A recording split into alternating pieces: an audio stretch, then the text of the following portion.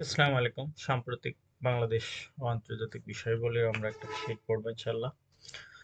একটা উত্তোলন কর্তৃক তবে বাংলাদেশ বিষয় বলি, ঠিক আছে? বাংলাদেশে যেসব সাম্প্রতিক যেসব ঘটনাগুলো ঘটেছে তার ভিতরে বৈষম্য বিরোধী ছাত্র আন্দোলন 2024, হ্যাঁ, জুলাই আগস্ট গণ অভ্যুত্থান নামেও যেটা পরিচিত, ঠিক আছে? এটা শুরু হয়েছিল 5 জুন 2024 সালের। হ্যাঁ, এটা প্রথম ও দ্বিতীয় শ্রেণীর চাকরির যে মুক্তিযোদ্ধা কোটা, হ্যাঁ, যে বাতিল অবৈধ যে ঘোষণা করছিল সুপ্রিম কোর্ট, সেই রায়ের বিরুদ্ধে যে আন্দোলনটা হয়েছিল, ঠিক আছে, এটা আমরা সর্বশেষ জানি, ঠিক আছে? সর্বশেষ 5 আগস্ট এক দফা দাবিতে যে লং মার্চটি দেওয়া হয়েছিল, আর লং মার্চ টু ঢাকা, এই কর্মসূচির মাধ্যমেই জুলাই গণ অভ্যুত্থানের বিজয় নিশ্চিত হয়, ঠিক আছে? এই যদি আন্দোলনের আমরা কিছু ঘটনা দেখি, শুরুতেই বলছিলাম যে 5 জানুয়ারি এই আন্দোলনটি শুরু হয়েছিল, ঠিক আছে?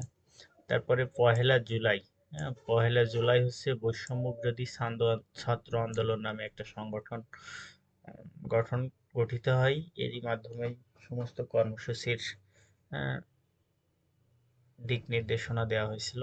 6 জুলাই বৈষম্য বিরোধী ছাত্র আন্দোলন, এটা বাংলা ব্লকেড, হ্যাঁ, কর্মসূচি ঘোষণা করে। 7 থেকে 14 জুলাই সারা দেশে বাংলা ব্লকেড, হ্যাঁ, কর্মসূচি পালন করা হয়। 14 জুলাই 14 জুলাই শিক্ষার্থীরা ঢাকায় গণপদযাত্রা করলে, হ্যাঁ, রাষ্ট্রপতি মোহাম্মদ শাহাবুদ্দিন বরাবর স্মারকলিপি প্রদান করে, ঠিক আছে? এতে তৎকালীন প্রধানমন্ত্রী শেখ হাসিনা তার এক বক্তব্যে আন্দোলনকারীদের রাজাকারের নাতিপুতনি হিসেবে অভিহিত করেন। হ্যাঁ, প্রধানমন্ত্রীর বক্তব্যের প্রতিক্রিয়ায় হিসেবে আন্দোলনকারীরা ব্যঙ্গ করে তুমি কে আমি কে রাজাকার রাজাকার, হুম, আহ, কে বলেছেন স্বৈরাচার স্বৈরাচার, এবং চাইতে গেলাম অধিকার হয়ে গেলাম রাজাকার, হ্যাঁ, এই স্লোগানগুলো দ্বারা মুখরিত হয়। এই স্লোগানগুলো একটু মনে রাখতে পারেন, হ্যাঁ, এই স্লোগানগুলো যে বৈষম্য বিরোধী ছাত্র আন্দোলনের সময় জনপ্রিয় স্লোগান কোনটি, এটা আসতে পারে। তারপরে 16 জুলাই, হ্যাঁ, বেগম রোকেয়া বিশ্ববিদ্যালয়ের ইংরেজি বিভাগের শিক্ষার্থী, ঠিক আছে?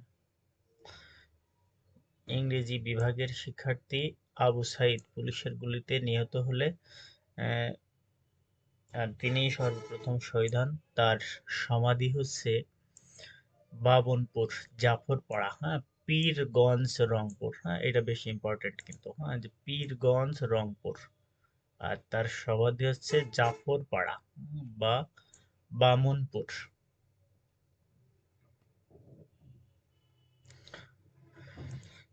তারপরে 17 জুলাই কমপ্লিট শাটডাউন কর্মসূচি ঘোষণা করা হয়। 18 জুলাই, হ্যাঁ, আর একজন শহীদ হন, তিনি হচ্ছে মীর মাহফুজুর রহমান মুগ্ধ। তিনি বিইউপি অর্থাৎ বাংলাদেশ ইউনিভার্সিটি অফ প্রফেশনের শিক্ষার্থী ছিলেন। আহ, তার স্মরণীয় কথা, যে ভাই পানি লাগবে, কারো পানি লাগবে। তারপরে 19 জুলাই আন্দোলনকারীরা 9 দফা দাবি পেশ করে। সরকার রাত 12টা থেকে কারফিউ জারি করে।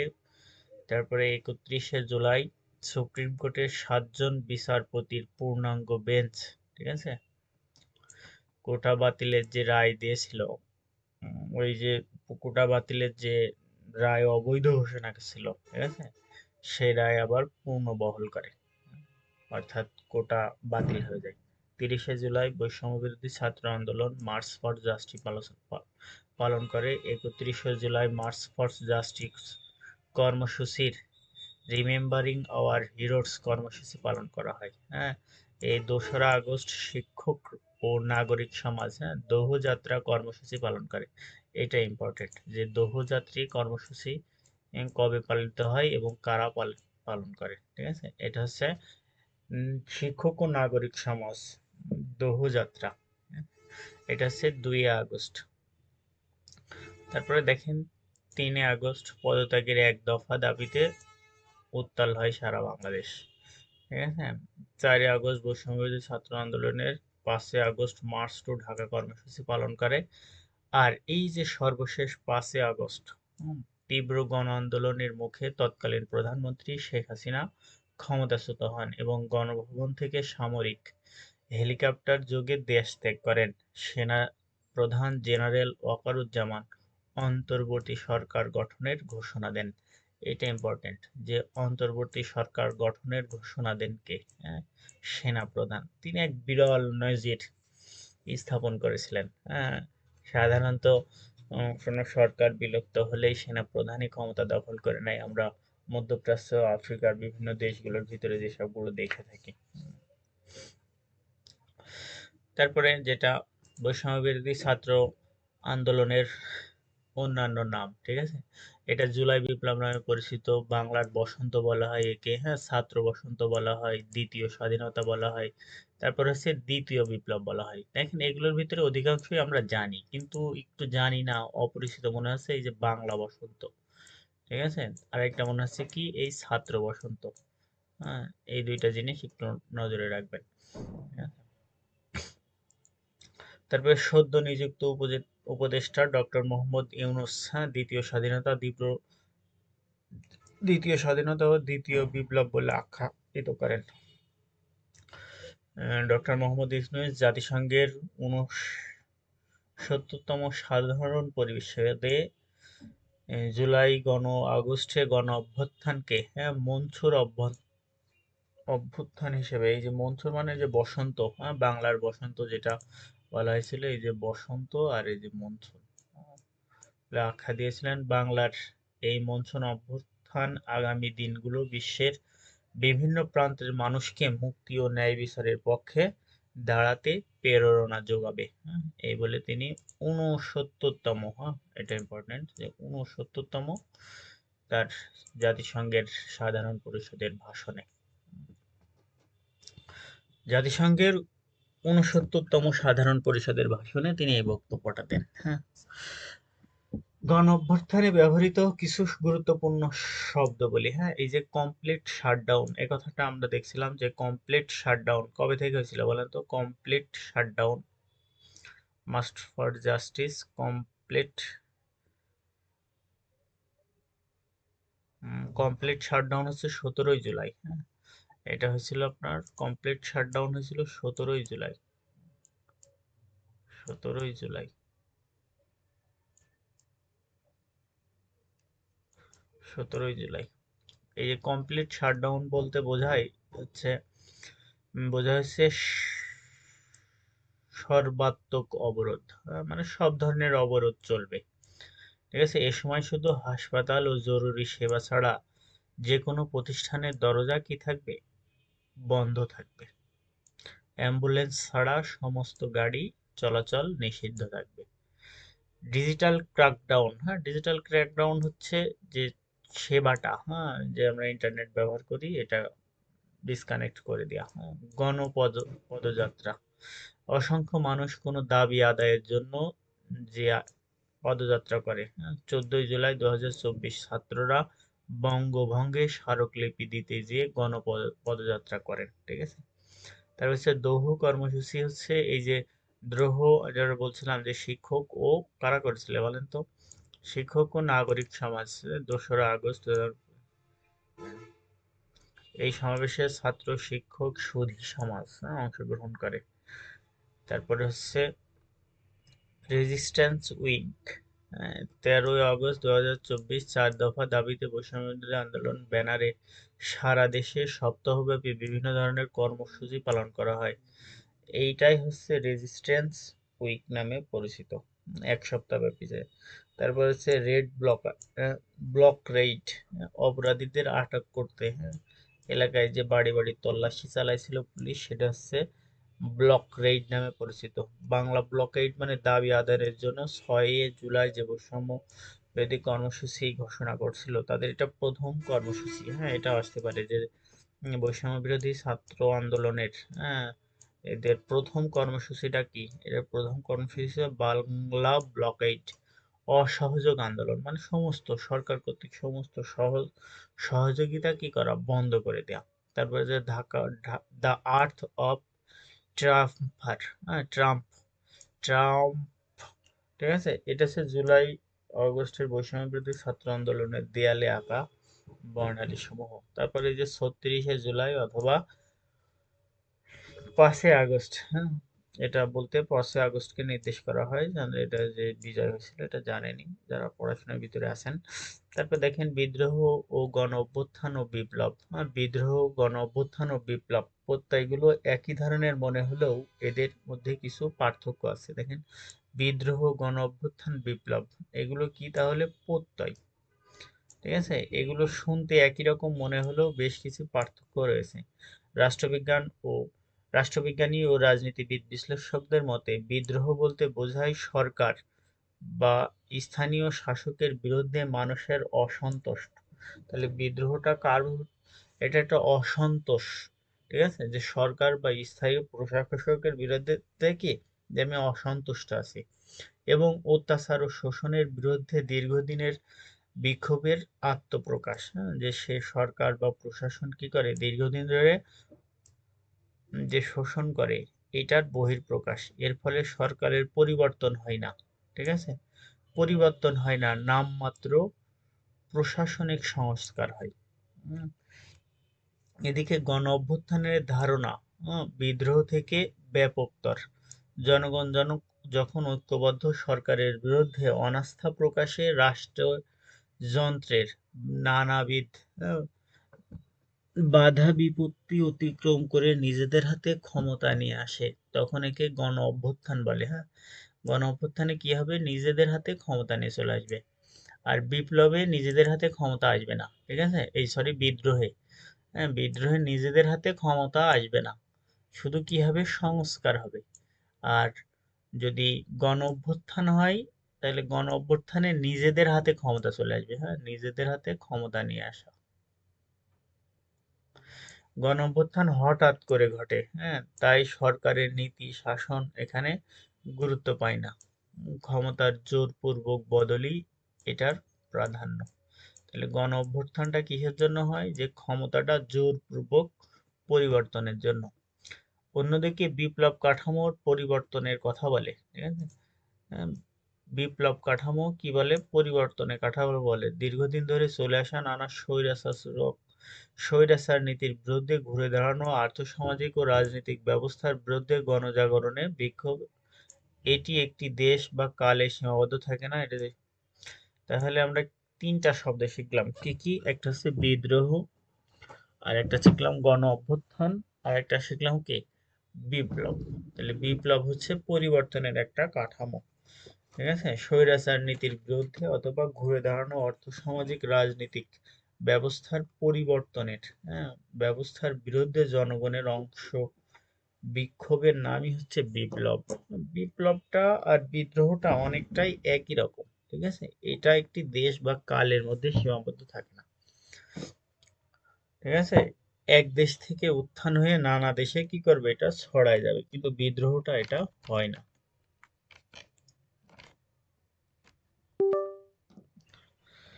তারপরে আমরা দেখি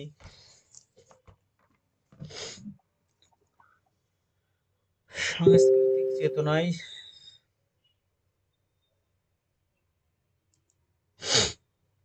চেতনায় জুলাই আগস্ট গণ অভ্যুত্থান গত কয়েক বছর গত কয়েক বছরে সবচেয়ে প্রবল প্রতিবাদী আন্দোলন গড়ে তুলেছে ছাত্ররাই। হ্যাঁ, এই সকল আন্দোলনের পাশে দাঁড়ায় করেছে এগুলো।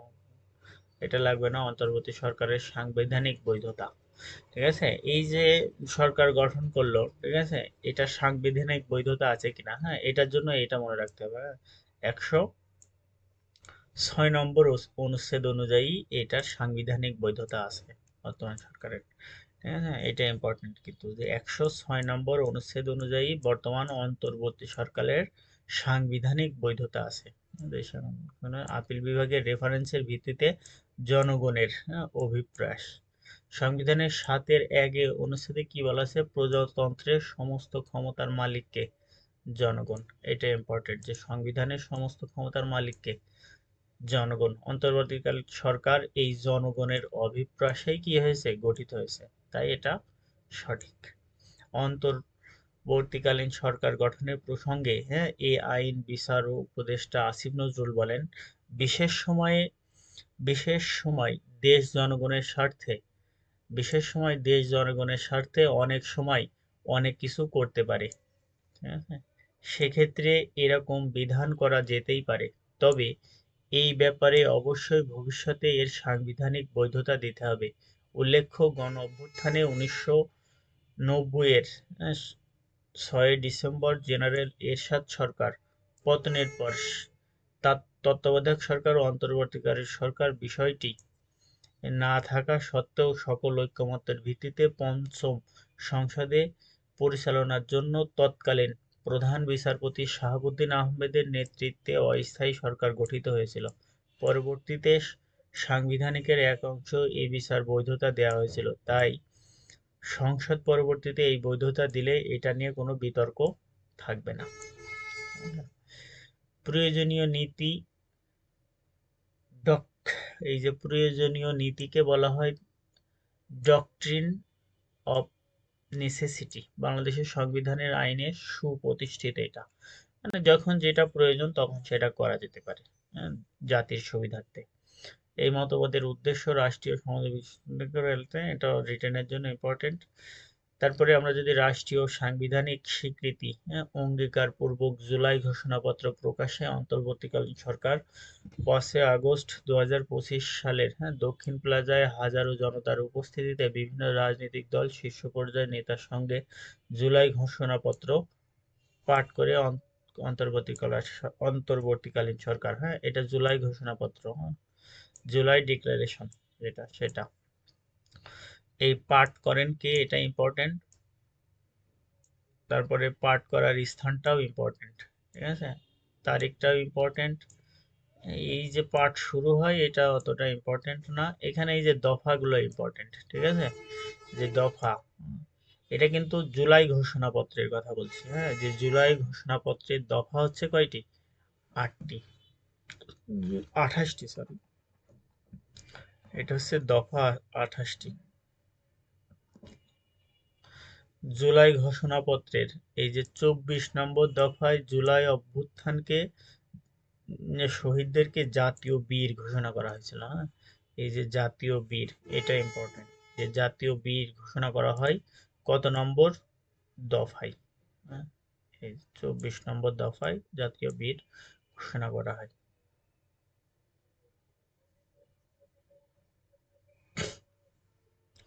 এখানে 28টা দফা আছে, দফাগুলো অতটা ইম্পর্টেন্ট না, প্রথমটা একটু পড়ে নিতে পারেন। যেহেতু ঔপনিবেশিক বিরোধী লড়াইয়ের সুদীর্ঘ ধারাবাহিকতায় এই অভ্যুত্থানে প্রায় দীর্ঘ 23 বছর পাকিস্তান স্বৈরশাসকের বঞ্চনা ও শোষণের বিরুদ্ধে রুখে দাঁড়িয়েছে এবং নির্বাচনের গণহত্যার বিরুদ্ধে গণপ্রতিরোধ গড়ে 1971 সালে 26শে মার্চ স্বাধীনতা ঘোষণা করে জাতীয় মুক্তির লক্ষ্যে রক্তক্ষয়ী মুক্তিযুদ্ধের মাধ্যমে বাংলাদেশ রাষ্ট্র প্রতিষ্ঠিত হয়েছিল।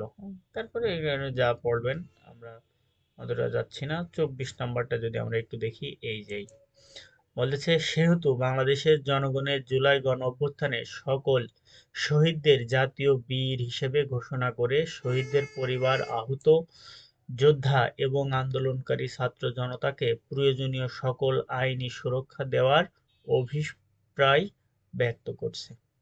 এটা মনে রাখবেন। এই যে 28টি দফা, শেষ দফাটা কি ছিল? 5 আগস্ট 2024 গণ অভ্যুত্থানে বিজয়ী সকল বাংলাদেশের জনগণের আকাঙ্ক্ষার প্রতিফলন হিসেবে এই ঘোষণাপত্রটি কি করা হলো? প্রণয়ন করা হলো। তারপরে দেখেন জুলাই ঘোষণাপত্রের পরে জুলাই জাতীয় সনদ। জাতীয় সনদটা কিভাবে, এর পটভূমি দেখেন। 1970 সালে নির্বাচনের পূর্বে পাকিস্তানের জনগণের সহাধিকার প্রতিফলন ঘটে।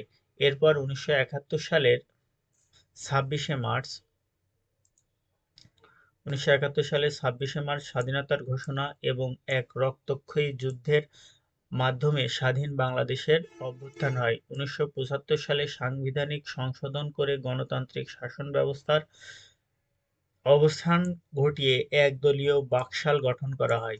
1976 সালে বহুদলীয় গণতন্ত্র আবার পুনরায় প্রতিষ্ঠিত হয়। দুর্ভাগ্যজনকভাবে বিগত 5 দশকের রাষ্ট্রীয় সাংবিধানিক প্রতিষ্ঠানগুলোকে টেকসইয়ের ভিত্তিতে প্রতিষ্ঠিত করা হয়নি। বিগত ২০০৯ সালে আওয়ামী লীগ নেতৃত্বাধীন সরকার ক্ষমতাসীন হয়ে ক্রমান্বয়ে অবশিষ্ট গণতান্ত্রিক মূল্যবোধকে অগণতান্ত্রিক ফ্যাসিস্ট চরিত্র ধারণ করতে থাকে। তারা রাজনৈতিক প্রতিপক্ষ ও সমালোচকদের গণতান্ত্রিক ও মানবাধিকার হরণ, রাষ্ট্রীয় পৃষ্ঠপোষকতায় গুম, খুন, বিচার বহির্ভূত হত্যা, নির্যাতন, নিপীড়ন, হামলা, হত্যার মাধ্যমে বিভীষিকাময় ত্রাস ও ভীতি রাজনীতি কায়েম করে। ২০১৩ সালের মতিঝিলে শাপলা চত্বরে সংঘটিত হয় এক মর্মান্তিক হত্যাযজ্ঞ। ২০০৯ থেকে ২০২৪ সাল পর্যন্ত সমগ্র রাষ্ট্রকে স্বৈরতান্ত্রিকভাবে বিশেষ ব্যক্তি, পরিবার ও গোষ্ঠীর বন্দনার জন্য নিবেদিত রাখা হয়।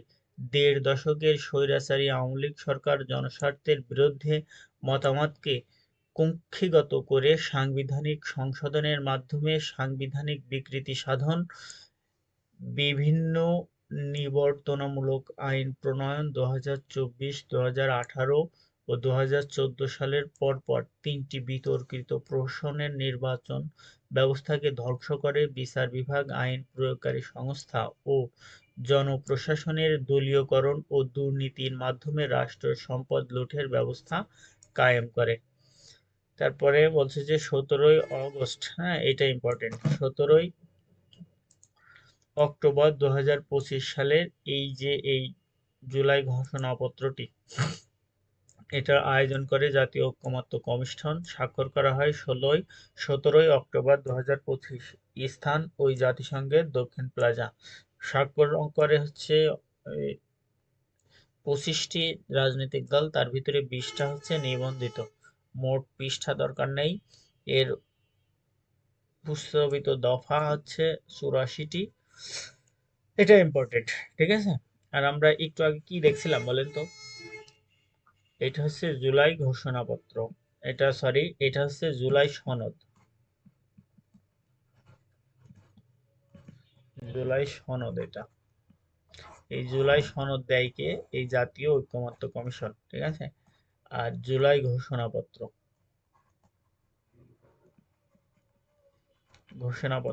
ওখানে দফা কতটি ছিল বলেন তো? দফা ছিল ২৮টি। আর এই জুলাই সনদের দফা হচ্ছে ৮৪টি। এটা ইম্পর্টেন্ট।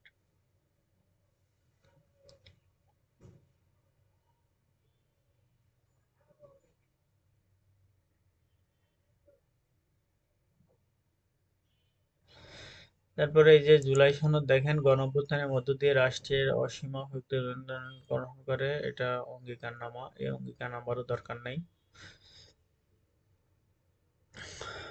এটা একটু পড়েই। হ্যাঁ, দেখেন রাষ্ট্রপতির ক্ষমতা ও দায়িত্ব, যেসব বিষয়ে ঐকমত্য। রাষ্ট্রপতি ও প্রধানমন্ত্রীর ক্ষমতার ভারসাম্য আনয়নে লক্ষ্যে রাষ্ট্রপতির ক্ষমতা বৃদ্ধির উদ্দেশ্যে সংবিধানের অনুচ্ছেদ ৪৮-এর ৩ সংশোধনের প্রস্তাব করা, পাশাপাশি সুপারিশ ছাড়াই নিজ এখতিয়ার বলে রাষ্ট্রপতি যে কোনো পদে নিয়োগ পাবেন, এবং সেগুলো হলো রাষ্ট্রপতি যে সুপারিশ বাদে যেসব প্রতিষ্ঠানগুলো নিয়োগ করতে পারেন।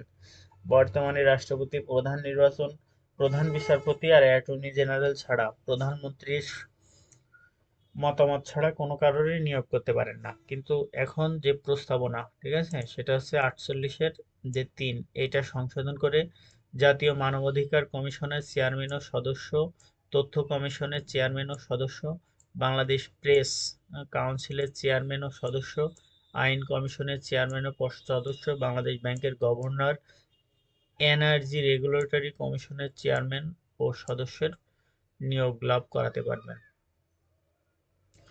তত্ত্বাবধায়ক সরকারটা দেখেন, তত্ত্বাবধায়ক সরকার যে সংসদ ভেঙে যাওয়ার ৯০ দিনের মধ্যে সাধারণ নির্বাচন কি হবে? অনুষ্ঠিত হবে। সংসদের মেয়াদ অবসান হওয়ার ১৫ দিনের আগেই তার সংসদ ভেঙে দিতে হবে। প্রধান বিচার বিভাগ থেকে যে এটা আসছে সেটা হচ্ছে ৯৫ অনুচ্ছেদ বিধানে রাষ্ট্রপতি আপিল বিভাগ থেকে জ্যেষ্ঠ বিচারপতিকে নিয়োগ দেবেন। এই যে নোট অফ ডিসেন্ট মানে অনানুষ্ঠানিক ভিন্নমত, হ্যাঁ এটা ভিন্নমত এই শব্দটা আসে। তারপরে ডক্টর মোহাম্মদ ইউনূস আমাদের প্রধান উপদেষ্টা ও বিশ্ব বরেণ্য একজন ব্যক্তিত্ব। তার জীবনী সম্পর্কে যদি জানি, তিনি 28শে জুন 2040 সালে জন্মগ্রহণ করে। এই 28শে জুন হচ্ছে আপনাদের ক্ষুদ্র ঋণ দিবস। হাটহাজারী উপজেলার বাথুইয়া গ্রামে। তার শিক্ষা জীবন, তিনি বিএ এমবিএ করেন ঢাকা ইউনিভার্সিটিতে, পিএইচডি অর্থনীতি। তারপর হচ্ছে ভান্ডারবিল্ট বিশ্ববিদ্যালয় থেকে পেশায় বিশিষ্ট অর্থনীতিবিদ, উদ্যোক্তা, বাংলাদেশের অন্তর্বর্তী সরকারের প্রধান। ওনার জীবনীটা আমরা অনেকেই জানি। ওনার যে গ্রন্থগুলো ইম্পর্টেন্ট, ঠিক আছে, ওনার যে বিখ্যাত গ্রন্থগুলো দেখেন, এটা হচ্ছে ব্যাংকার টু দ্য পোর।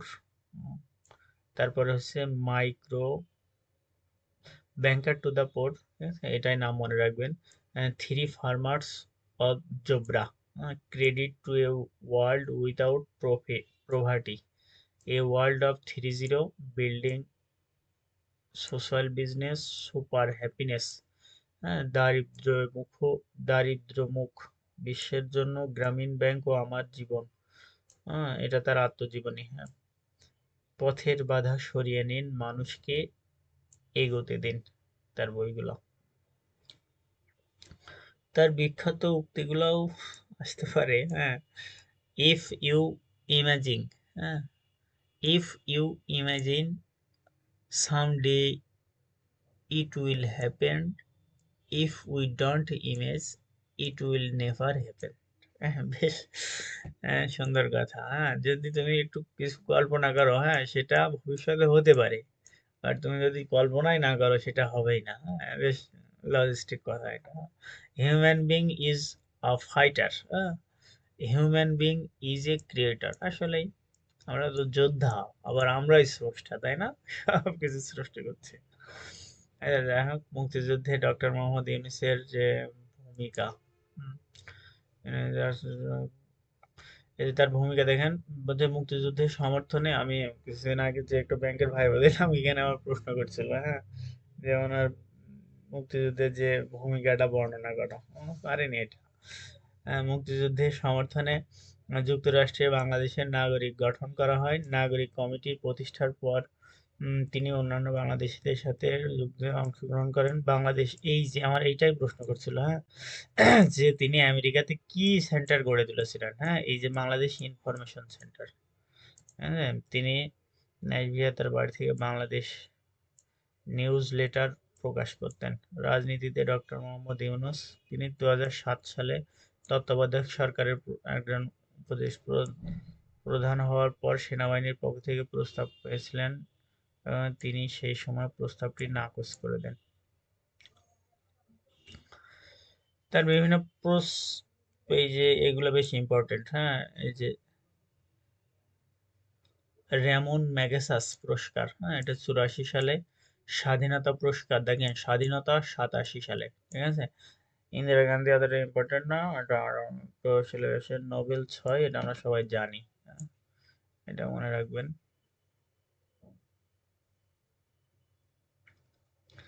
এটা ইম্পর্টেন্ট।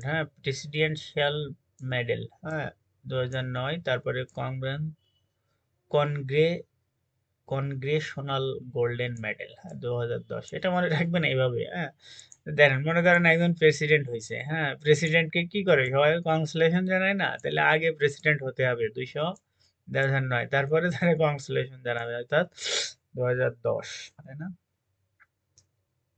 এই যে Olympic lauryl, Olympic royal lauryl, এটা হচ্ছে 2021 সালে, এটা মনে রাখবেন। ট্রি অফ পিস 2024, রাজা দ্বিতীয় চার্লস হারমোনি অ্যাওয়ার্ড, এটা হচ্ছে 25 সালে। সম্মানসূচক ডিএল পয়েন্ট হচ্ছে 25 সালে।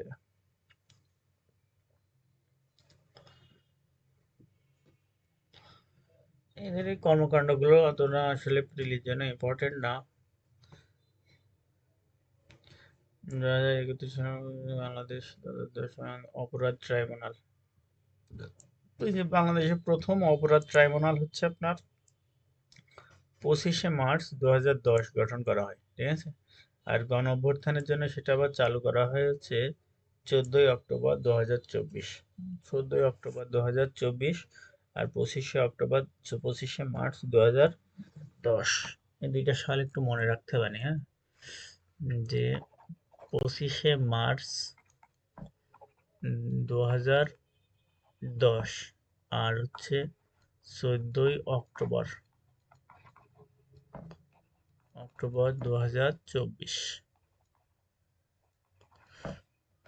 এই দুইটা সাল মনে রাখলে হবে। এই যে ট্রাইব্যুনালের যিনি চেয়ারম্যান সেটা হচ্ছে মর্তুজা, হ্যাঁ, গোলাম মর্তুজা মজুমদার বিচারপতি।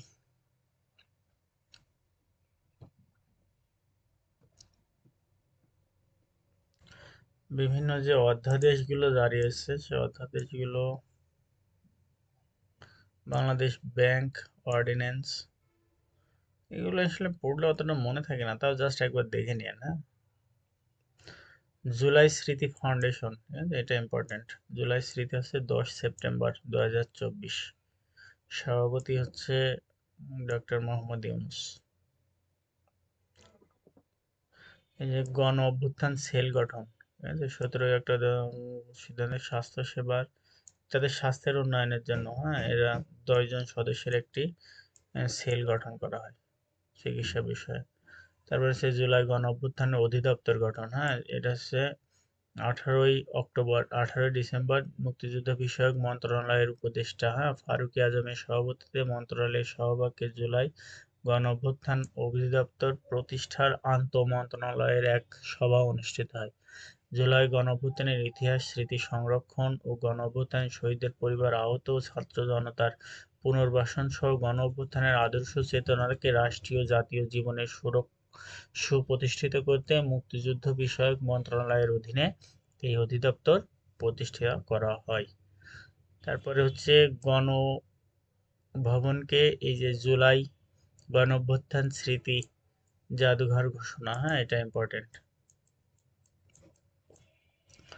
এটা হচ্ছে 5 সেপ্টেম্বর, হ্যাঁ, 5 সেপ্টেম্বর 2007 অন্তর্বর্তী সরকারের পঞ্চম বৈঠকে গণভবনকে জাতীয় ঘরে রূপান্তরিত করা হয়, যার নাম দেওয়া হয় জুলাই গণ অভ্যুত্থান স্মৃতি জাদুঘর। এই যে 16 বছরের গুম খুন যা হয়েছিল না কি সবগুলো ওখানে স্থান পাবে। তারপরে সুপ্রিম কোর্টের বিচার নিয়োগ কাউন্সিলের অধ্যাদেশ, হ্যাঁ, এটা একটু দেখে নেন, পড়েন।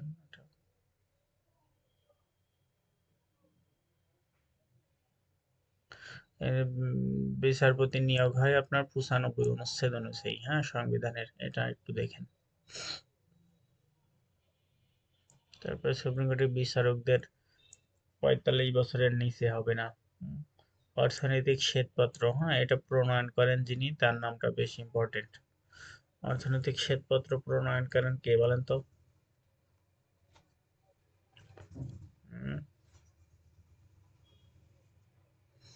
নামটা তো আমিও ভুলে গেলাম, মনে হচ্ছে। অবশ্য কোন এক জায়গায় দেখলেই মনে পড়ে যাবে, অপশনে থাকলেই। হ্যাঁ, এই যে দেবপ্রিয় ভট্টাচার্য, তিনি হচ্ছে সেন্টার ফর পলিসি ডায়ালগের সম্মানিত ফেলো। শ্বেতপত্র 6টি বিষয়ের উপর আলোকপাত করা হয়, ঠিক আছে। একটা হচ্ছে সরকারি ও আর্থিক ব্যবস্থা, মুদ্রাস্ফীতি ও খাদ্য ব্যবস্থা, বাহ্যিক ভারসাম্য, জ্বালানি ও বিদ্যুৎ, বেসরকারি বিনিয়োগ ও কর্মসংস্থান। অন্তর্বর্তীকালীন সরকারের অর্থনৈতিক শ্বেতপত্রের শিরোনাম ছিল এটা, বাংলাদেশের অর্থনৈতিক শ্বেতপত্র, একটি উন্নয়নাখ্যানের ব্যবচ্ছেদ। এটা হচ্ছে white paper report on the state of Bangladesh economic dissection of development narrative. শ্বেতপত্র প্রণয়ন কমিটির যে প্রতিবেদন, এটা আপনার 1 ডিসেম্বর 2024 সালে হস্তান্তর করা হয়। তারপরে গুম বিষয়ক আন্তর্জাতিক স্বাক্ষর করে, গুম বন্ধে করে 19 আগস্ট, এগুলো মনে থাকে না আসলে। শ্রমজীবীদের জন্য বিশেষ সেবা, বিমানবন্দরে এদের বিশেষ সেবার একটা ব্যবস্থা করা হয়েছিল। সংযুক্ত আরব আমিরাতে সাজাপ্রাপ্ত প্রবাসীদের এটা থেকে মুক্তি দেওয়া হয়। তারপরে হচ্ছে পলিথিনের ব্যবহার নিষিদ্ধ হয়, এটা ইম্পর্টেন্ট। বিষাক্ত পলিথিন ব্যবহার বন্ধে, ঠিক আছে। 1 অক্টোবর 2010 থেকে সুপারিশ ক্রমে এটা হচ্ছে সুপার শপে। আর 1 নভেম্বর 2024 থেকে দেশের কাঁচা বাজারে পলিথিন নিষিদ্ধ করা হয়। হ্যাঁ, এই দুইটা বেশ ইম্পর্টেন্ট। একটা হচ্ছে সুপার শপে নিষিদ্ধ হয় 1 অক্টোবর, তার পরের মাসেই কাঁচা বাজারে নিষিদ্ধ করা হয়। বাংলাদেশ পলিথিন বন্ধের জন্য আইন, সেটা হচ্ছে 2002 সালে প্রণীত হয়। তারপরে এই যে বিভিন্ন যে সংস্কার বিষয় কাঠামো করা হয়, যে এটা সংস্কার কমিশন ছিল 11টি। এটা কার কোনটার দায়িত্ব ছিল? আমরা জানি যে নির্বাচন ব্যবস্থার দায়িত্ব ছিল হচ্ছে আপনার বদিরুল বদিরুল আলম মজুমদার। হ্যাঁ, তারপরে পুলিশের ছিল সরফরাজ রাজ হোসেন, বিচার বিভাগে ছিল শাহ আব্দুল নাইম মইনুর রহমান, তারপরে স্বাস্থ্য ব্যবস্থায় ছিল অধ্যাপক A.K. আজাদ, গণমাধ্যমে ছিল জ্যেষ্ঠ সাংবাদিক কামাল আহমেদ, স্থানীয় সরকারে ছিল হচ্ছে তোফায়েল, দুর্নীতিতে ছিল হচ্ছে ইফতেখারুজ্জামান, ঠিক আছে। জনপ্রশাসনে হচ্ছে আব্দুল মুইদ চৌধুরী, সংবিধানে হচ্ছে আলী রিয়াজ, আর শ্রমিক অধিকারে ছিল সৈয়দ সুলতান আহমেদ, ঠিক আছে। আর নারী বিষয়ক ছিল শিরিন পারভীন। এখানে যেগুলো বেশি ইম্পর্টেন্ট সেটা হচ্ছে সংবিধান আলী রিয়াজ স্যার, ঠিক আছে। আর নারী বিষয়ক হচ্ছে শিরিন পারভীন চৌধুরী, ঠিক আছে। এটা মনে রাখলে আপাতত হবে। আর নির্বাচন বিষয় এটা ইম্পর্টেন্ট, যেহেতু নির্বাচন সামনে। হ্যাঁ, বদিরুল আলম চৌধুরী। 11টি সংস্কার কমিশনের মধ্যে 6টি সংস্কার কমিশন হচ্ছে 8 ফেব্রুয়ারি 2025 তাদের পূর্ণাঙ্গ প্রতিবেদন করে, আর 22 ফেব্রুয়ারি এই যে সংবিধান প্রণয়ন কমিটি, হ্যাঁ, এই রিপোর্টটি পুরো দেখতে হলে এই কিউআর কোডটা একটু স্ক্যান করে নিতে হবে। আমরা জাস্ট গুরুত্বপূর্ণ বিষয়গুলো একটু আলোচনা করার চেষ্টা করব।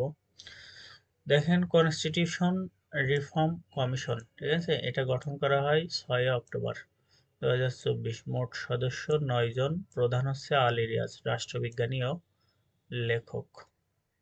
জাস্ট একটু দেখে নিয়েন, এটা এগুলো সব রিটেনের জন্য।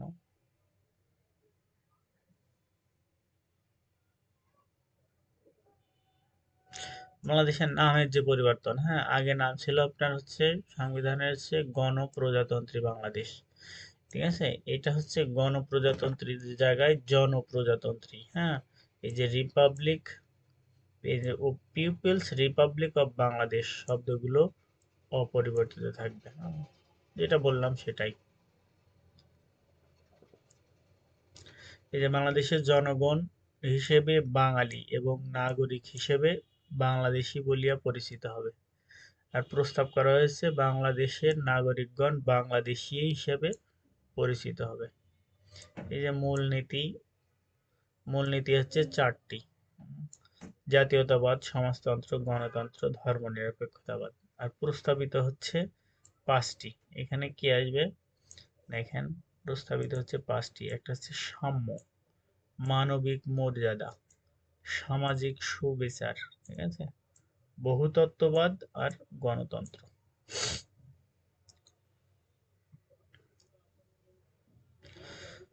এটাও ইম্পর্টেন্ট, হ্যাঁ। রাষ্ট্র পরিচালনার মূলনীতি হিসেবে ধর্মনিরপেক্ষতা, সমাজতন্ত্র, জাতীয়তাবাদ এবং সংশ্লিষ্ট 8, 9, 10 ও 12 অনুচ্ছেদ বাদ দেওয়ার সুপারিশ করা হয়েছে। 8, 9, 10, এই 8-এ কে? 8-এ হচ্ছে সমাজতন্ত্র, তারপর হচ্ছে 8-এ হচ্ছে জাতীয়তাবাদ, 9-এ হচ্ছে সমাজতন্ত্র, 10-এ হচ্ছে গণতন্ত্র, ঠিক আছে। মৌলিক অধিকারগুলো একটা দেখেন। আইনসভাটি হবে দ্বিকক্ষ বিশিষ্ট, একটি নিম্নকক্ষ ন্যাশনাল অ্যাসেম্বলি আর উচ্চকক্ষ হবে সিনেট। এটা ইম্পর্টেন্ট। উচ্চকক্ষ হচ্ছে সিনেট আর নিম্নকক্ষ হচ্ছে ন্যাশনাল অ্যাসেম্বলি। উভয় কক্ষের মেয়াদ হবে 4 বছর। এটা প্রস্তাব। নিম্নকক্ষে আসন হবে কয়টি? 400টি। এর ভিতরে 100 জন নারী থাকবে, যারা সরাসরি সংসদ সদস্যদের ভোটে নির্বাচিত হবে। রাজনৈতিক দলগুলোর নিম্নপক্ষে মোট আসনের 10% আসন তরুণদের থাকতে হবে, ঠিক আছে। আর প্রতিদ্বন্দ্বিতা করার বয়স এখন আছে 25, কিন্তু চাইছে হচ্ছে ওরা 21। 2 জন ডেপুটি স্পিকার থাকবেন, যাদের মধ্যে একজন বিরোধী দল থেকে মনোনীত হবেন। সংসদ সদস্য একই সাথে দলের প্রধান ও প্রধানমন্ত্রী হতে পারবেন না, ঠিক আছে?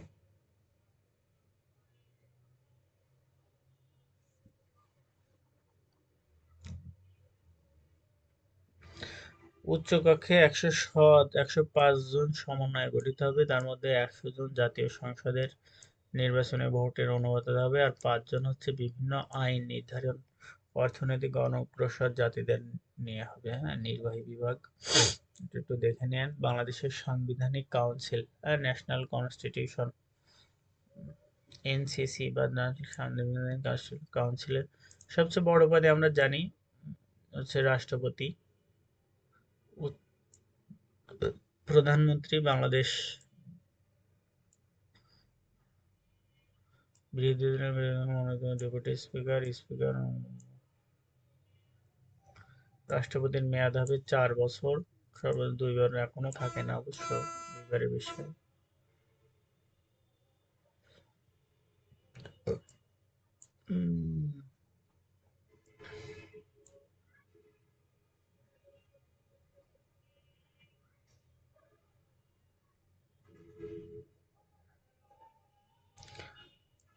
নির্বাচন ব্যবস্থার সংস্কার, এটা হচ্ছে 3 আগস্ট। এটার মোট সদস্য ছিল 8 জন, আর প্রধান হচ্ছে বদিরুল আলম মজুমদার। বদিরুল আলম মজুমদার। নির্বাচনের সারসংক্ষেপ: জাতীয় নির্বাচন শেষ হওয়ার 48 ঘন্টার মধ্যে ফলাফল গেজেট প্রকাশে করতে হবে। নির্বাচন কমিশনার ভোট গ্রহণ প্রার্থীর মুখোমুখি অনুষ্ঠানের আয়োজন করবে।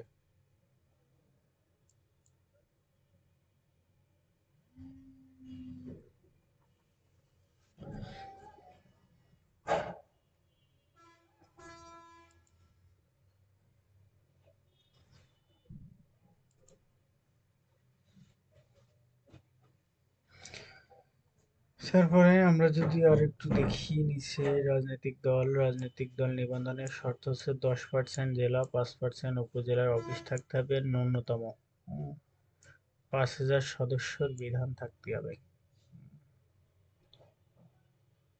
আর 33% নারী সদস্য থাকতে হয় কিন্তু। হ্যাঁ, সংবিধানের 66 অধ্যায়ের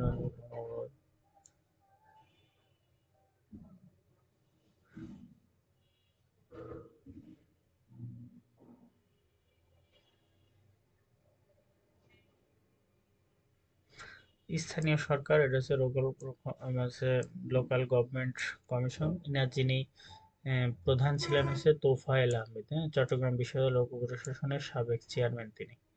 এটা অতটা ইম্পর্টেন্ট না। আমরা যদি একটু লোকাল গভর্নমেন্টের যে পদবিন্যাস দেখি, হ্যাঁ, এটা হচ্ছে চেয়ারম্যান বা মেয়র থাকেন, সভাপতি থাকেন, ছায়া পরিষদ, নির্বাহী সদস্য, আইন, তারপরে এগুলো অতটা ইম্পর্টেন্ট না। হ্যাঁ, আমি অ্যাভয়েড করে যাচ্ছি।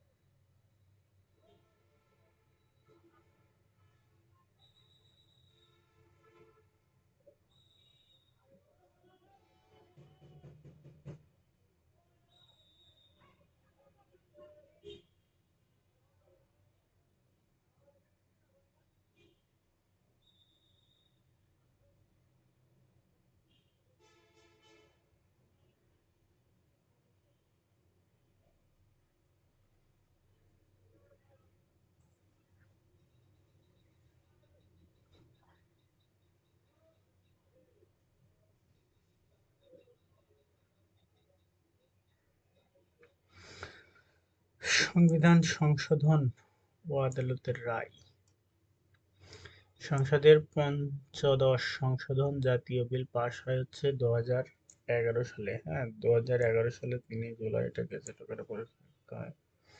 এইসব বিধানাবলী বাদ দেওয়া হয়েছে, এগুলো আসলে এখনো পুরোপুরি না প্রকাশ করলে আসলে জানাটা বেশ একটু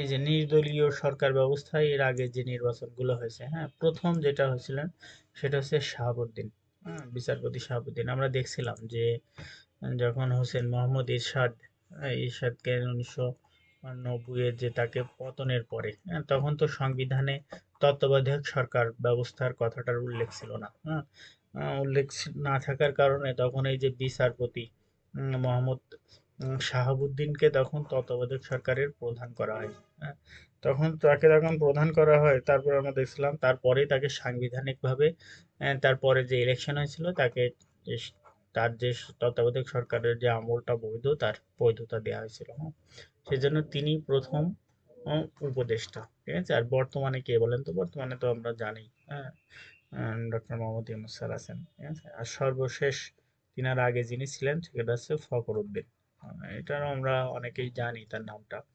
দ্বিতীয় ছিল হচ্ছে মোহাম্মদ হাবিবুর রহমান, তৃতীয় হচ্ছে লুৎফুর রহমান, আর অধ্যাপক ইয়াজউদ্দিন আহমেদ, হ্যাঁ ইনি হচ্ছে চতুর্থ ছিলেন। তত্ত্বাবধায়ক সরকার আর অন্তর্বর্তীকালীন সরকারের ভিতরে যদি একটু তুলনা করি, হ্যাঁ তত্ত্বাবধায়ক সরকার একটি নির্দলীয় নিরপেক্ষ সামরিক হচ্ছে সামরিক সরকার যা একটি সুষ্ঠু অবাধ নিরপেক্ষ বিশেষভাবে গঠন করা হয়। আর অন্তর্বর্তী সরকার একটি রাজনৈতিক সংগঠন বা সংকটকালীন সময়ে এটা হচ্ছে গঠন করা হয়েছিল। এটার মেয়াদকাল হচ্ছে 90 দিন, কিন্তু এটার কোনো নির্দিষ্ট মেয়াদকাল নেই। হ্যাঁ গণভোট বিষয়ে, গণভোট হচ্ছে হানা ভোটের যে এটা হচ্ছে রেফারেন্ডাম ইংলিশ টার্ম, ঠিক আছে। এটা সর্বপ্রথম, ঠিক আছে, সুইজারল্যান্ডে এটা শব্দটা প্রয়োগ করা হয় 1848 সালে, ঠিক আছে। 1970 সাল থেকে রাজনৈতিক হাতিয়ার হিসেবে গণভোট বেশ জনপ্রিয়। বাংলাদেশে এ পর্যন্ত কতটি গণভোট হয়েছে বলেন? 3টা গণভোট হয়েছে, হ্যাঁ। যে দুটি প্রশাসনিক গণভোট ও আরেকটি হচ্ছে সাংবিধানিক গণভোট। হুম, সাংবিধানিক গণভোট মানে হচ্ছে সংবিধান পরিবর্তনের জন্য যে গণভোটটা আসলে সেটাকে বলা হয় সাংবিধানিক গণভোট।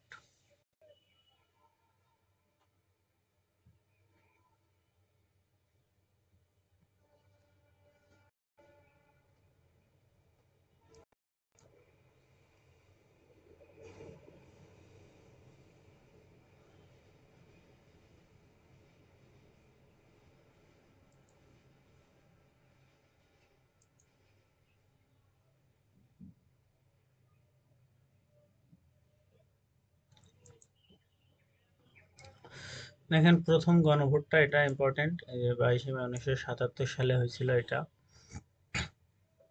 এটা হচ্ছে 30 সাধারণত জিয়াউর রহমানের কর্মসূচি গণভোট আয়োজন করা হয়। গণভোটে আপনার এই যে হা ভোট পড়ে, এটাই সর্বোচ্চ হা ভোট পড়ার ইয়ে, মানুষ ভোট দিয়েছিল হচ্ছে 88% মানুষ, ঠিক আছে। তার ভিতরে আপনার 98.9, প্রায় 99% মানুষই হা ভোট দেয়। দ্বিতীয় হা ভোটটা হচ্ছে 1985 সালে, হ্যাঁ এটা হচ্ছে আপনার হুসাইন মোহাম্মদ এরশাদের থাকাটা নিয়ে, ঠিক আছে। এখানে ভোট পড়ে আপনার 72%, তার ভিতরে 94%ই হা ভোট দিয়েছিল। দ্বিতীয় গণভোট হচ্ছে 6 ডিসেম্বর 1990, হ্যাঁ সামরিক শাসন এরশাদের যে পদত্যাগ এইটা নিয়ে।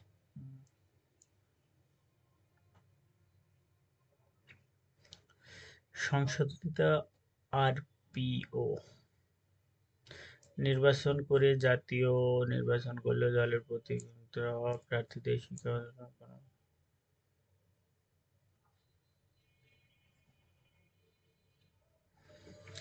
অর্থনৈতিক সমীক্ষা 2024, 25টা ইম্পর্টেন্ট, হ্যাঁ এটা পড়লাম না।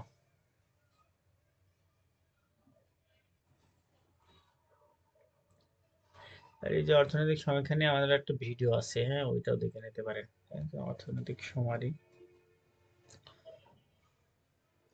অর্থনৈতিক শুমারি এ পর্যন্ত 4 বার হয়েছে। হ্যাঁ, এটা যে প্রথম হচ্ছে 1986 সালে, দ্বিতীয় হচ্ছে 2001 থেকে 3 পর্যন্ত, তৃতীয় হচ্ছে 2013, চতুর্থ হচ্ছে 2014। জাতীয় বাজেটটা বেশি ইম্পর্টেন্ট। হ্যাঁ, এখান থেকে পড়বেন, এখান থেকে পড়বেন বাজেটের আকারটা পড়বেন। ঠিক আছে, আমাদের বাজেটটা সাধারণত ঘাটতি বাজেটই থাকে। ঠিক আছে, রাজস্ব অর্থায়ন জিডিপি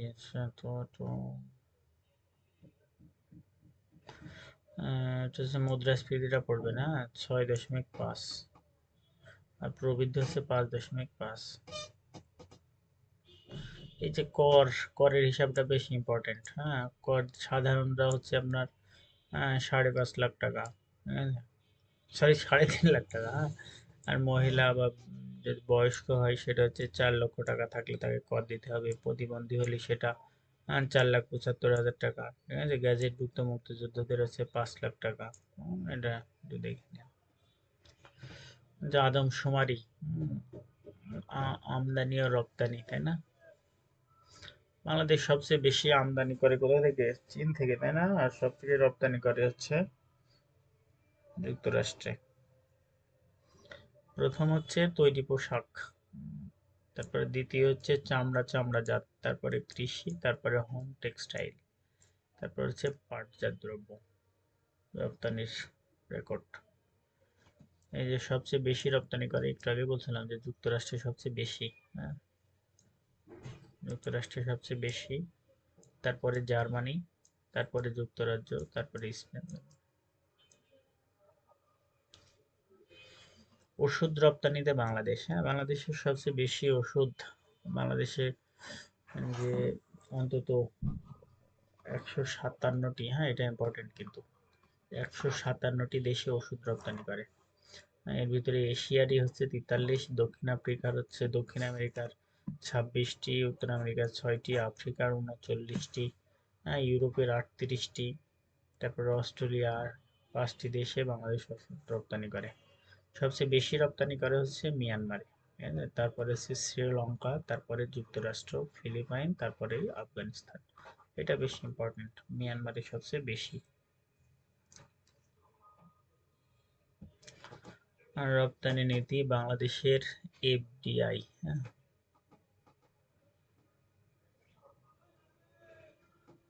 সে একটি দেশের ব্যক্তি বা কর্মচারী নতুন এগুলো অতটা দেখার দরকার নেই।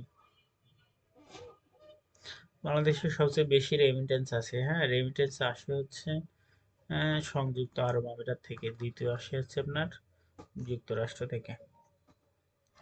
এই যে রেমিটেন্সের পরিমাণটা একটু দেখতে পারেন, এটা 24-25 ছিল 30.33 বিলিয়ন ডলার। হ্যাঁ,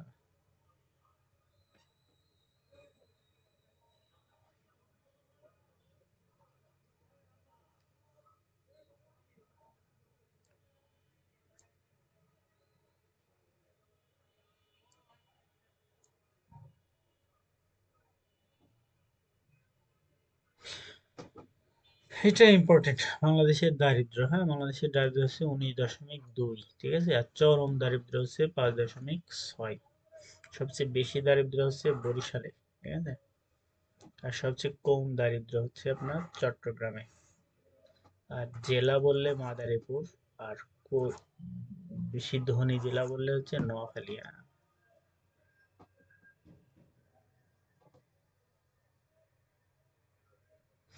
এই বয়স্ক ভাতার পরিমাণটা একটু দেখে নিতে পারেন। হ্যাঁ, বয়স্ক ভাতা হচ্ছে 25-26 বর্তমানে হচ্ছে আপনার 650 টাকা দিবে।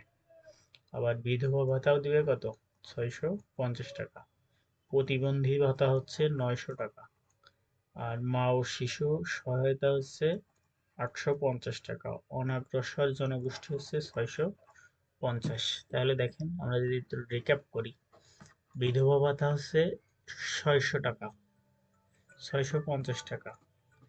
আর বয়স্ক ভাতা, বিধবা ভাতা এটা সব এক, হ্যাঁ, 650। প্রতিবন্ধীদের জন্য দেবে বেশি, 900 টাকা। প্রতিবন্ধীদের দেবে 900 টাকা। মা ও শিশু সহযোগিতা হচ্ছে 800 টাকা। তারপর হচ্ছে বৈশ্বিক অর্থনৈতিক জোন, ঠিক আছে, স্পেশাল ইকোনমিক জোন, এটা বিশেষ অর্থনৈতিক জোন। এটা দেশের মধ্যে বিশেষ অর্থনৈতিক জোন করা হয়েছে। 2 বছরের মধ্যে যে 5টি কাজ করা হবে সেটা দেখেন। এটা ইম্পর্টেন্ট আছে, হ্যাঁ, যে চীনের, হ্যাঁ, 10 বছর কাজ করবে হচ্ছে বিশেষ অর্থনৈতিক। শ্রীহট্টই হচ্ছে টেকনাফ, জামালপুর হচ্ছে চাঁদপুর। আচ্ছা, এটা ইম্পর্টেন্ট, হ্যাঁ, সরি আমার ভুল হয়েছে এটা। বাংলাদেশে ইকোনমিক জোন অথরিটি, হ্যাঁ, ব্যবসা।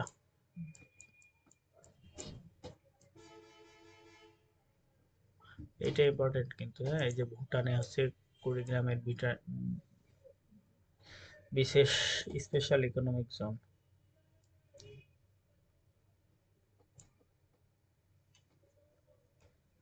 ক্ষুদ্র ঋণটা আমরা বুঝি, হ্যাঁ, যে ক্ষুদ্র ঋণটা আসলে কি, এর লক্ষ্যটাও জানি আমরা। ক্ষুদ্র ঋণের গ্রাহক আমরা জানি যে 9.54% হচ্ছে নারী। Micro finance institute, micro finance,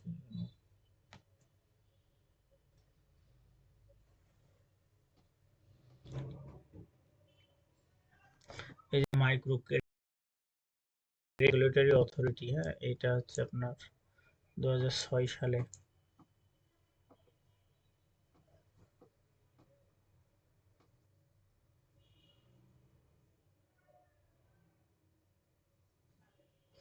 এই যে 2006 সালে এটা তৈরি করা হয়। বাংলাদেশের শীর্ষ 10টা ক্ষুদ্র ঋণ প্রতিষ্ঠান, প্রথম হচ্ছে ব্র্যাক, ব্র্যাক, আশা, ব্যুরো বাংলাদেশ, সোসাইটি ফর জাগরণী চক্র, শক্তি। গ্রামীণ ব্যাংকটা একটু পড়বেন। গ্রামীণ ব্যাংক কমিউনিটি ইউনিটের দাবি, এটা 1974 সালে, হ্যাঁ, একটা প্রকল্পের মাধ্যমে তৈরি হয়। এটা 76 সালে জোবরা গ্রামের একটা প্রকল্প ছিল, এবং 83 সালে এটা কি করে, একটা ব্যাংকে প্রতিষ্ঠিত হয়, অন্তর্ভুক্ত সংস্থা। এগুলোতে দেখেন গ্রামীণ ব্যাংকের অধীনে গ্রামীণ ফ্যামিলি এন্টারপ্রাইজ 2 ডজনেরও বেশি উদ্যোক্তা প্রতিষ্ঠান রয়েছে। এর ভিতরে হচ্ছে গ্রামীণ ট্রাস্ট, গ্রামীণ তহবিল, গ্রামীণ কমিউনিটিস, হ্যাঁ, তারপর হচ্ছে গ্রামীণ শক্তি, গ্রামীণ টেলিকম, গ্রামীণ শিক্ষা, গ্রামীণ মৎস্য, তারপর হচ্ছে গ্রামীণ ব্যবসা বিকাশ, গ্রামীণ ফোন, গ্রামীণ সফটওয়্যার লিমিটেড, গ্রামীণ সাইবার ইন্টারনেট, গ্রামীণ নেটওয়ার্ক লিমিটেড এবং গ্রামীণ উদ্যোক্তা। এসবই হচ্ছে গ্রামীণ ব্যাংকের আন্ডারে। পরিচালক, গ্রামীণ ব্যাংকের মধ্যে চেয়ারম্যান ব্যতীত 11 জন পরিচালকের মধ্যে 9 জন ক্ষুদ্র ঋণ শেয়ার হোল্ডার কর্তৃক এটা সদস্য নির্বাচিত হন। বাংলাদেশের কৃষি সম্পদ, হ্যাঁ, বাংলাদেশের কৃষি সম্পদ বিশ্বের অবস্থান, হ্যাঁ, যে যে পাট আর হচ্ছে সুপারি আর শুকনা মরিচ, এটা হচ্ছে দ্বিতীয়। চাল রসুন হচ্ছে তৃতীয়। জামের ফল, এটা হচ্ছে তৃতীয়টা ইম্পর্টেন্ট না। পেঁয়াজ, আলু, এটা প্রথমটা ইম্পর্টেন্ট মনে রাখবেন, হ্যাঁ, পাট সুপারি এটা হচ্ছে দ্বিতীয়।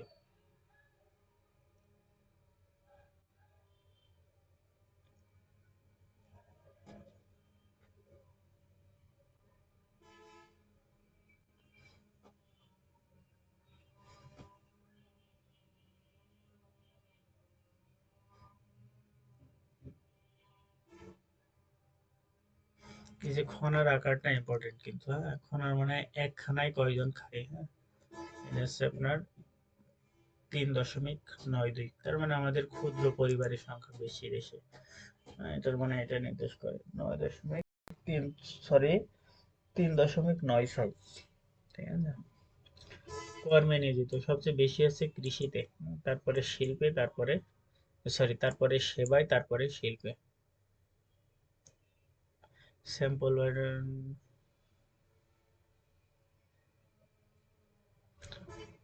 ক্ষুদ্র নৃগোষ্ঠীটা দেখতে পারেন, এটা মুসলমানের সংখ্যা হচ্ছে আপনার 89.3। এসব রিপোর্ট গুলো পড়া লাগবে না, হ্যাঁ, 2024-25-এর ওইটা পড়লেই হবে। আর জিআই হচ্ছে জিওগ্রাফিক্যাল ইন্ডিকেশন, বলতে হচ্ছে ডাব্লিউটিও, হ্যাঁ, ওয়ার্ল্ড ট্রেড অর্গানাইজেশন। জিআই এটা একটু দেখবেন, ওয়ার্ল্ড ইন্টেলেকচুয়াল প্রপার্টি অর্গানাইজেশন। বাংলাদেশের জিআই পণ্য এলডিসি উত্তোলন, হ্যাঁ, ইলিটারেসি উৎপাদনের জন্য তিনটা জিনিস দরকার। একটা হচ্ছে ন্যাশনাল ইনকাম, তারপর হচ্ছে economic and environment voluntary index আর হিউম্যান অ্যাসিস্ট্যান্ট ইন্ডেক্স। এটা বাংলাদেশে এগুলো অর্জন করেছে 2026 নভেম্বরে। স্বাভাবিকভাবেই তারা এই যে 24 নভেম্বর এলডিসিতে উত্তোলন হবে। হ্যাঁ, 2025 সালে মানে বর্ষসেরা পণ্য ছিল আইবিএফ পত্র, আর এবার হচ্ছে পেপার। এটা মনে রেখেন। অস্থিরতা নৈতিক কারণ, এটা ইম্পর্টেন্ট না এগুলো।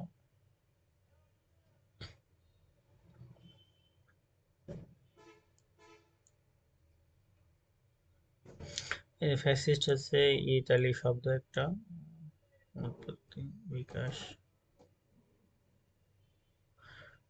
30 এ ওয়ার্ল্ড অফ 30 তত্ত্বের তিনি জনক। 30 হচ্ছে আপনার zero poverty, zero unemployment, zero net কার্বনটেশন।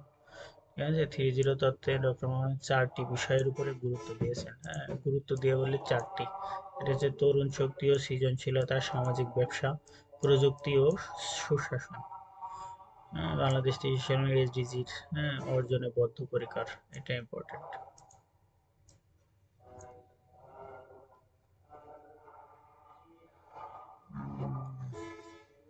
সামাজিক ব্যবসা, ডক্টর মোহাম্মদকে সামাজিক ব্যবসার প্রবর্তক বলা হয়। ঠিক আছে, ছাত্র মূলনীতি ঘোষণা করে।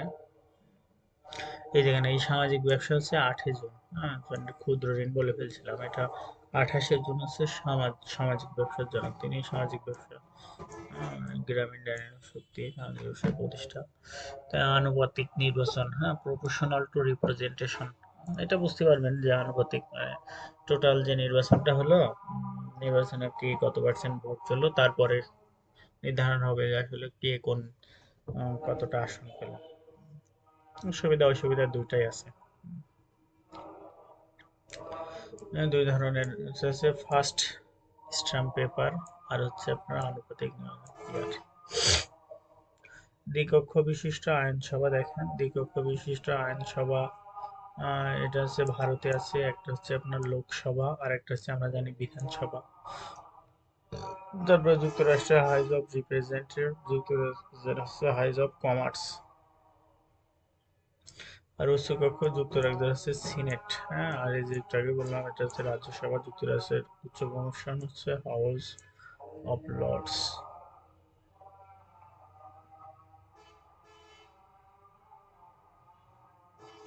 মব জাস্টিসটা বোঝেন? হ্যাঁ, মব মানে প্রশাসনের কাছে কোনো অপরাধের বা অপরাধীর শাস্তি নির্ধারণ না করে নিজেরাই যে শাস্তি দেওয়া হয় সবাই মিলে, সেটা মব জাস্টিসের কারণ। হ্যাঁ, আইন প্রণয়নের অভাবটা হবে, সবগুলো আছে এখানে। গুম কনভেনশন, গুমটা আমরা বুঝি, তাই না? দেশে গুমের শের হয়েছে, তার চিত্র এটা 2016 সালে সবচেয়ে বেশি হয়েছে, তাই না? এখানে 2016 সালে সবচেয়ে গুমের শিকার বেশি। তারপরে হচ্ছে 2014 সালে। কারফিউটা বোঝেন? হ্যাঁ, কারফিউ মানে যে বাইরে না বেরোতে দিয়ে যে একটা আইনের শাসন চলে, এটা 144 এর মতন। হুম, তারপরে একটু পার্থক্য আছে, ঠিক আছে। এই কারফিউ এবং 144 দুটি আইন প্রয়োগের অস্থিতিশীল পরিস্থিতি, তবে এর প্রয়োগ দিক ভিন্ন। কারফিউ জারি করা হয় 1974 সালের ক্ষমতা আইনে। 19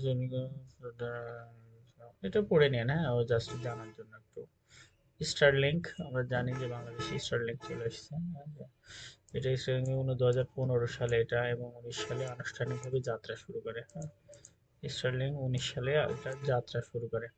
এশিয়ার দক্ষিণ এশিয়া ভুটান সর্বপ্রথম স্টারলিংক কার্যক্রম চালু করে।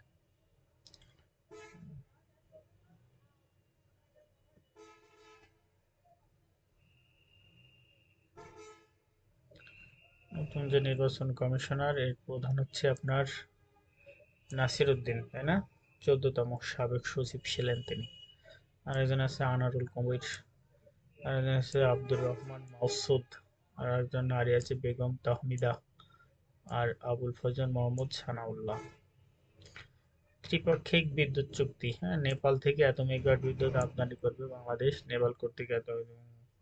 এটা হচ্ছে ত্রিপাক্ষিক চুক্তি, বাংলাদেশ নেপাল ভারতের মাধ্যমে আসবে এটা।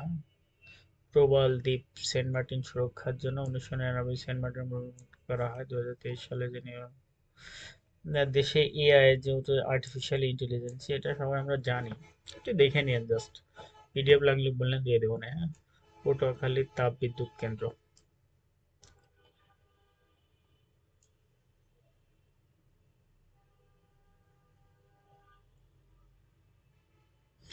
এটা পড়েন একটু, হ্যাঁ। জেলা আমরা জানি, সিটি কর্পোরেশন 12টি, এটাও জানি। নদী বন্দর 55টি, স্থলবন্দর 24টি, সমুদ্র বন্দর 4টি, গ্যাস ক্ষেত্র 29টি, আর চা বাগান হচ্ছে 171টি, হ্যাঁ, এখানে এক যোগ করে নেন, এটা হচ্ছে 171টি চা বাগান।